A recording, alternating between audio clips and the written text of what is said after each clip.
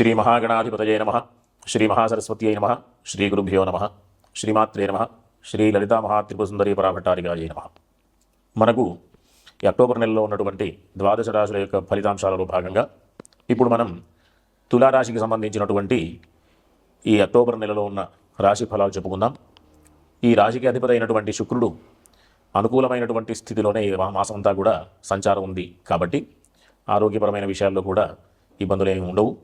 కానీ మిగతా గ్రహాల యొక్క ఆనుకూల్యతలు కూడా కావాలి కాబట్టి రవి యొక్క సంచారాన్ని మనం దృష్టిలో పెట్టుకొని ఆరోగ్యపరంగా ఉన్నటువంటి ఇబ్బందుల్ని అధిగమించే ప్రయత్నం చేయాలి. ఎందుకంటే తనుకారకుడు తను స్థానంలో ఉండడం అంత అనుకూలం కాదు.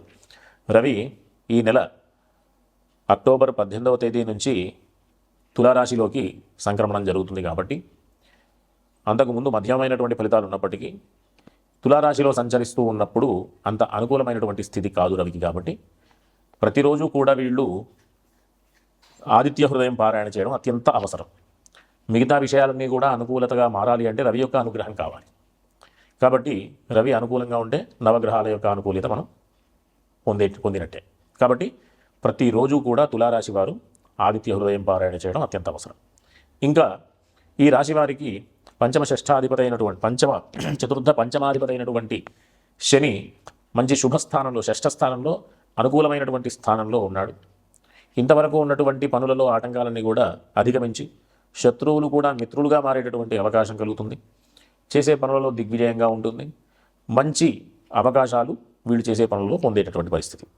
ఇంకా ఈ రాశి వారికి గురుడి యొక్క స్థానం ప్రకారంగా ఆలోచన చేస్తే 18వ తేదీ వరకు అక్టోబర్ 18వ తేదీ వరకు గురుడు భాగ్యంలో మంచి అనుకూలమైనటువంటి స్థితిలో ఉండడం ద్వారా ప్రతి విషయంలో కూడా అంటే ధర్మకార్యాచరణ చేయడం, మంచి ఆలోచనలు చేయడం, తద్వారా కీర్తి ప్రతిష్టలు పొందడం ఈ రకమైనటువంటి స్థితి ఉంటుంది.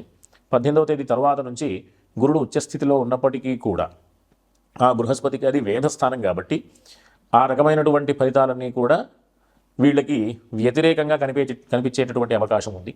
కాబట్టి వీళ్ళు ఖచ్చితంగా ఈశ్వర దర్శనం 18వ తేదీ నుంచి ఖచ్చితంగా గురువారం రోజు కనుక దర్శనం చేసుకుంటే ఈ వృత్తి వ్యాపారాలకు సంబంధించి ఉద్యోగాలకు సంబంధించి ఉన్నటువంటి ఇబ్బందులన్నీ కూడా అధిగమించేటటువంటి అవకాశం ఉంటుంది. కాబట్టి వీళ్ళందరూ కూడా తులారాశి వారు ప్రతి గురువారం ఈశ్వర దర్శనం చేసుకోవడం చాలా మంచిది. అంతేకాకుండా వీరికి బుధుడు ఈ రాశి వారికి తులారాశి వారికి 4వ తేదీ నుంచి 26వ తేదీ వరకు కూడా వేదస్థానంలో ఉంటాడు. అంటే భాగ్యాధిపతి, వ్యయాధిపతి.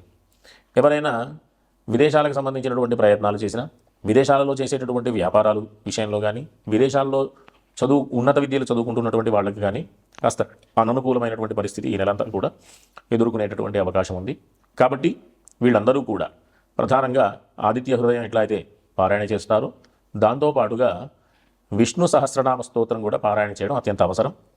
అంతేకాకుండా సుబ్రహ్మణ్య స్వామి దర్శనాలు చేసుకోవడం కూడా వీళ్ళకి అత్యంత అవసరం. ఎందుకంటే కుటుంబపరమైన విషయాలు, ఆర్థిక విషయాలు వీటన్నిటికీ కూడా సంబంధించినటువంటి విషయాలలో ఈ నెల అంత్యం నుంచి కూడా కుజుడి యొక్క స్థానం అంత అనుకూలంగా లేదు. కాబట్టి కుజుడికి సంబంధించినటువంటి అంటే కుజుడికి అధిష్టాన దేవత సుబ్రహ్మణ్య స్వామి కాబట్టి సుబ్రహ్మణ్య స్వామి దర్శనాలు చేసుకోవడం, సుబ్రహ్మణ్య స్తోత్ర పారాయణ చేసుకోవడం ఇవి చేస్తూ ఈశ్వర దర్శనాలు తర్వాత విష్ణు సహస్రనామ స్తోత్ర పారాయణ చేయడం ద్వారా వీళ్ళకి అనుకూలమైనటువంటి స్థితి పొందేటటువంటి అవకాశం ఉంటుంది.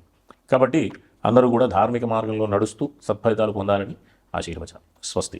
ఇప్పుడున్నటువంటి కాలమాన పరిస్థితుల ప్రకారంగా సమాజంలో ఉన్నటువంటి అనవసరమైనటువంటి అలవాట్లు, అనవసరమైనటువంటి మార్గాలలో ఇప్పుడు మనం జీవనాన్ని గడుపుతున్నాం కాబట్టి అనేక రకాలైనటువంటి ఇబ్బందుల్ని మనం మన కర్మఫలంగా మనమే అనుభవిస్తూ ఉన్నాం.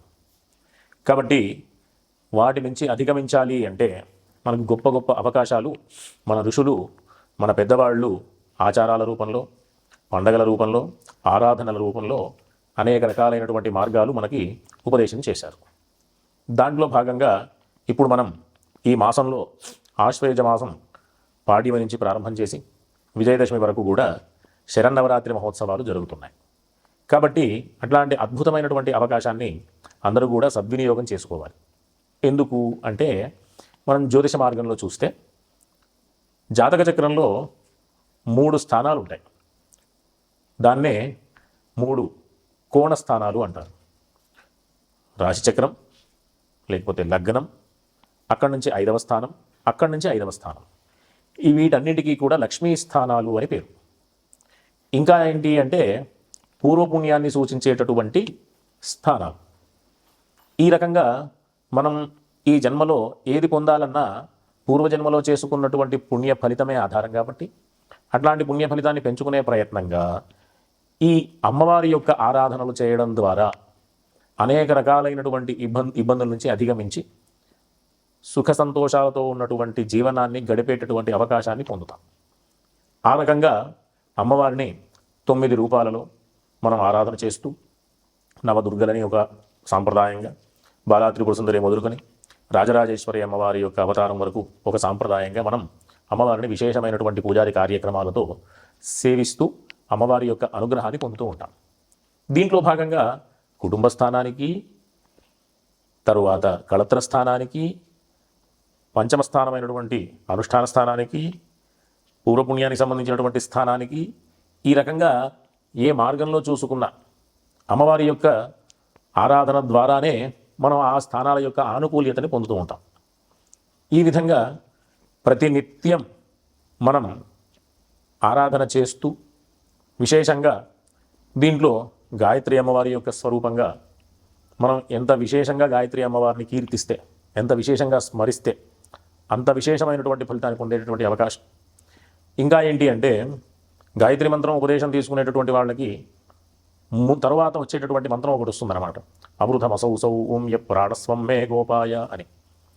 దాంట్లో వ్యాఖ్యానంలో ఏముందంటే అవృతం అని దాంట్లో వాక్యంలో చెప్తూ, నేను గాయత్రి మంత్రాన్ని ఉపదేశం తీసుకోవడం ద్వారా వృద్ధిని శ్రీని పొందాను అని, అంటే జ్ఞానాన్ని పొందాను. అందరూ శ్రీ అంటే లక్ష్మీ అమ్మవారు, అమ్మవారు అంటే లక్ష్మీ అమ్మవారు అంటే ధనం అనేటటువంటి విషయమే కాకుండా ప్రధానంగా జ్ఞానం అనేటటువంటి విషయాన్ని కూడా తెలుసుకోవాలి.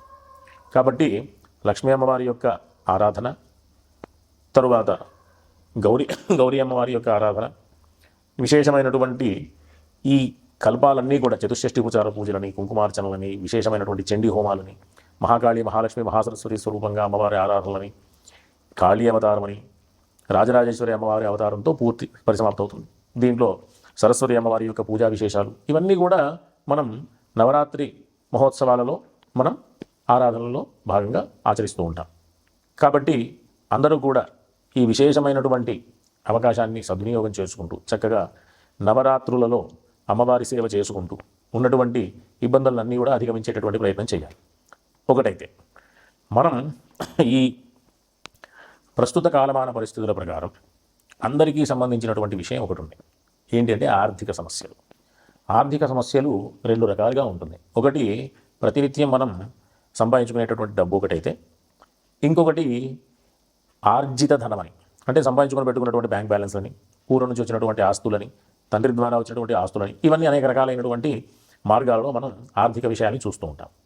దానికి సంబంధించినటువంటి అన్ని రకాలైనటువంటి ఇబ్బందుల్ని అధిగమించాలి అంటే ప్రతి ఒక్కరూ కూడా ఈ నవరాత్రులలో లలిత అష్టోత్తరం, అంటే మహాకాళి మహాలక్ష్మి మహాసరస్వతి అమ్మవారి స్వరూపంగా బీజాక్షరాలతో పూజ చేస్తూ కుంకుమార్చన చేస్తూ ఆ నామాల యొక్క స్మరణ చేసినంత మాత్రాన మాకు ఉన్నటువంటి ఇబ్బందులన్నీ కూడా తొలగిపోతాయి. ఒకటైతే లక్ష్మీ అష్టోత్తర స్తోత్రాన్ని గనక ఇవన్నీ, అంటే ఈ లలిత అష్టోత్తరం కానీ లలితా సహస్రం కానీ విశేషమైనటువంటివి అన్నీ చేయలేనటువంటి వాళ్ళు కూడా ఉంటారు కదా, వాళ్ళందరికీ కూడా లక్ష్మీ అష్టోత్తర స్తోత్రం అది పూర్తిగా ఒకసారి చదివితే కనీసం ఒక 5 నుంచి 6 నిమిషాలు పడుతుంది అంతే.